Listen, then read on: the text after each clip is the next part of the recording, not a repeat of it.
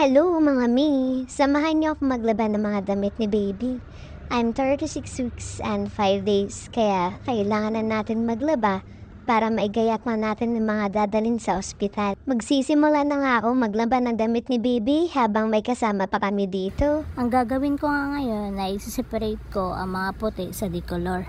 Ito nga yung gusto kong gawin, ang paglalaba. Medyo marami nga ito mga mi. Imbis na i-washing ko, mano-mano na lang kasi doon ko siya lalaban sa rooftop para hindi na rin ako akit baba sa hagdan.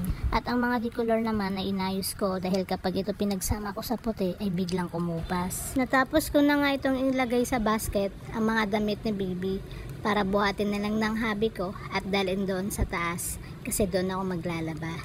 Kasi hindi ko na rin kaya magbuhat at dahil sobrang bigat na rin ang tiyan ko at lalong mataas ang hagdan. Sa mga ganitong weeks nga ay unti-unti ko nang ginagawa kasi ilang linggo na lang din kasi anytime malapit na akong manganak. Bago ako nagsimulang maglaba ay hinugasan ko muna lahat ng mga planggana na gagamitin ko para naman malinis.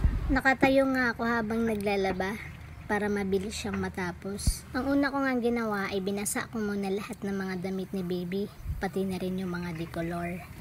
Since newborn sa baby, tapos as a first time mom, ang ginamit ko palang sabon para sa damit ni baby ay itong Unilove Laundry Detergent. So hindi ko na ginamitan ng washing mga damit ni baby. Ibababad ko muna gamit yung mga detergent and then after few minutes saka ko siya kukusutan. Tuwang-tuwang ako kasi napakaganda ng sabon na binili ko sa Unilove. Sobrang bango niya pero hindi naman siya yung sobrang bango.